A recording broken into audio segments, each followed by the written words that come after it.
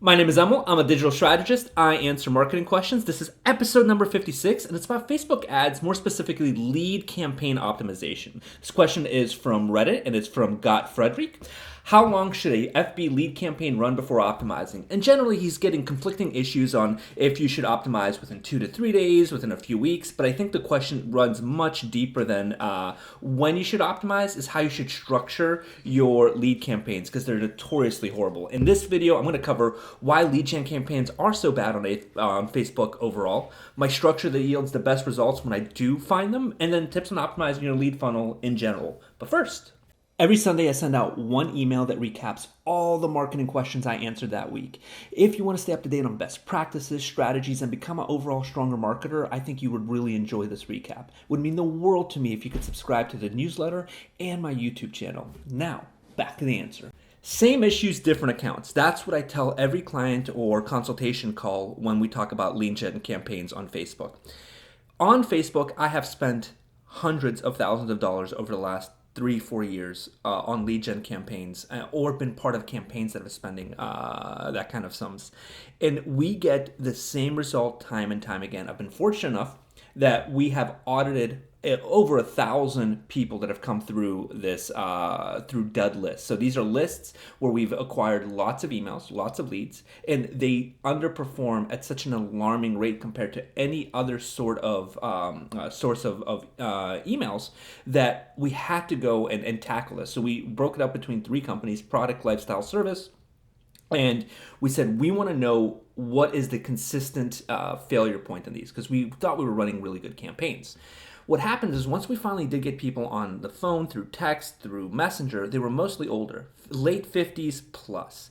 And when we reduced our age capacity of who we're targeting, we saw that we got less leads. Sometimes leads cost up to $60, $70 a pop, where we're usually paying between $5 and $9 for them across the board, right? But the alarming part wasn't that it's mostly older users. It was that it's mostly older users who don't know that they even filled out the form. They're always shocked at how you got their contact info, telling you don't call us anymore, we didn't submit this. And this became like, is Facebook, is this a fraudulent act? But apparently not, because it's easy to fill out one of these. If you click on it, it already has your information in there. And I hate to, it's not like they're Luddites, but older people can easily submit on Facebook or Instagram a lead form without meaning to do so. And what, excuse me, what happens is, the more you use this feature, the more Facebook optimizes for the people who are submitting this, which end up to be older people, or people who are not may not have all their faculties together when they're submitting the forms. It's brutal out there. And I know that this is a problem. I know that I've talked to other marketers and colleagues who face the same issue when they follow up on these leads, and how poor these leads perform. But even Facebook knows it. It's like they toy with us, because in research for this question that I've really wanted to answer over the last 8-9 months, I'm happy to see it on Reddit today. When I went to Facebook's own documentation page for Facebook leads, this is the damn picture they have on there. It's like they absolutely know what's going on. I mean, if you look at all of Facebook's documentation, all of their photos, everything that they use, this is the only one that has a senior citizen in the image that I could find as of right now, just tertiary look. But come on, like, this is not a coincidence. But all hope is not lost, because I do run really successful lead gen campaigns now, but it's all based on the funnel that I've developed to capture them. So I'm going to walk you through this funnel. Use it. You will be shocked at how well it works. Your cost per lead will be about $10 to $15 on average, and you definitely need to stick with it, but I'll tell you the time cycles that I use. So let's jump into it. So this is a lead structure campaign. Right off the bat, I'm targeting broad or semi-broad. So let's say you're selling accounting services for people who have net worth of $500,000 or more. They're a wealth planner, already an older demographic for sure, starting in their late 30s plus. But I'm going to target people who have good career jobs. You know the target. I'm not going to talk about that, but you've got to have a big audience to target. That's the first part.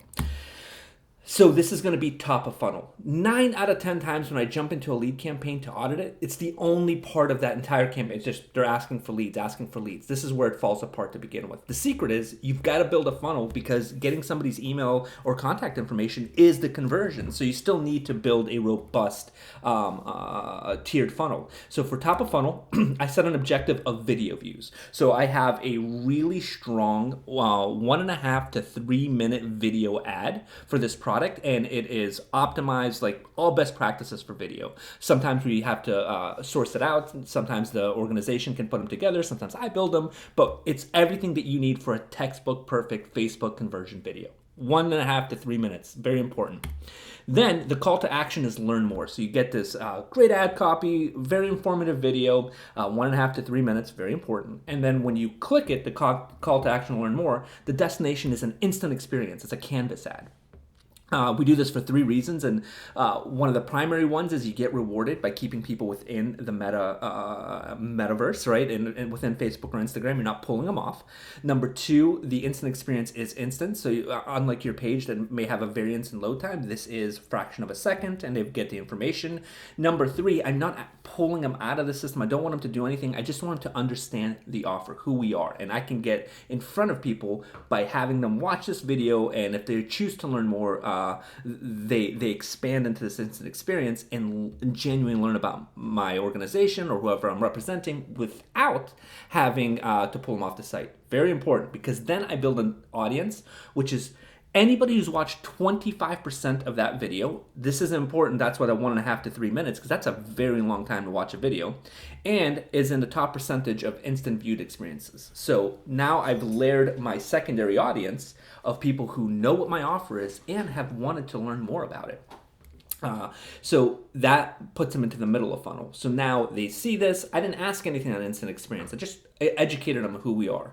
You may see people jump onto Google to do some research, further Facebook, maybe reach out on Messenger, but at that video view, I'm just optimizing for that. For middle of funnel, I'm optimizing for engagement. So now I'm going to take that entire audience base that has positively or let's say at least added their time into understanding who we are. Now I want them to engage, ask questions, make comments. I want them to expand the image, maybe watch the secondary video, click the ad, whatever it is. I want engagement at the next one, likes, the whole 9 yards.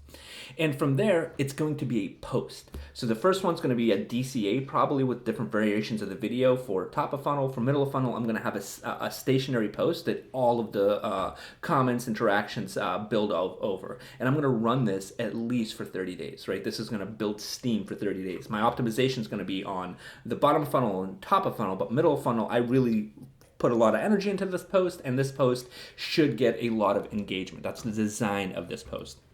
And the CTA again is learn more, and this time the destination again is an instant experience. So you launch a Canvas ad. That Canvas ad is 100% furthering the education of what we offer, who we offer to. And we'll talk about budgets in a little bit, but again, I'm not breaking the bank doing this. Top of funnel, large audience, interaction, then I niche down into people who've watched 25% of the video view and more in the top instant experience, and then I'm forcing them to have an engaging experience with the brand.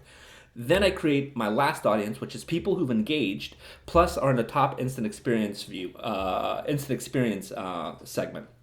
So again, this is why it's important to have a big top of funnel audience that niches down to a smaller audience, and even smaller audience here that's engaged. So right now, they've never left Facebook.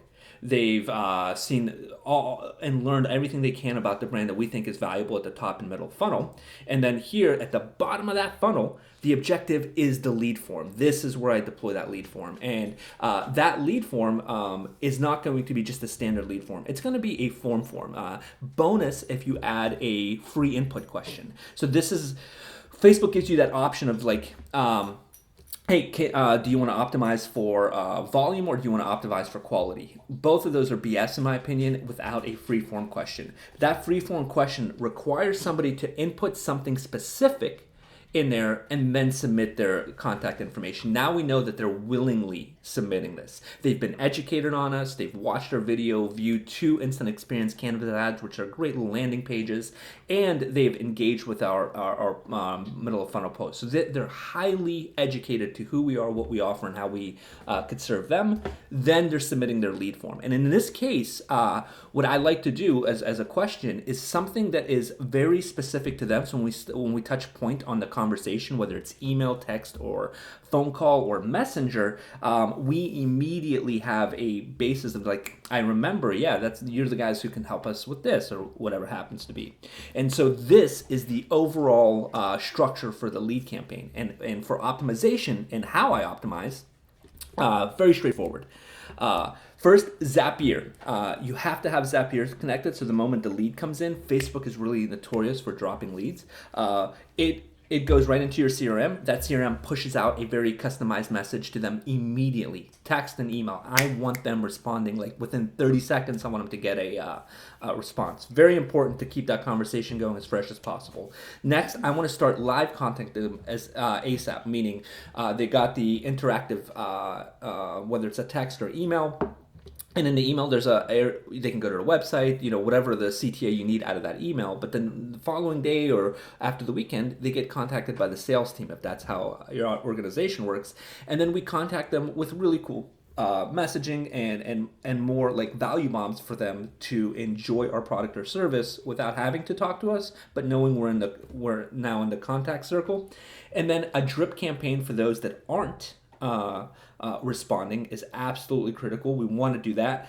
And then after 30 days, we purge anybody who doesn't open the emails or texts out of the system. And if you do that, you will regularly build a really robust lead gen campaign on Facebook. But as you see, it's a lot more involved than just deploying the lead gen campaign. We're building in some buffers here. And it's not inexpensive, right? I would, at the very minimum, dedicate about $750 a week to this campaign structure.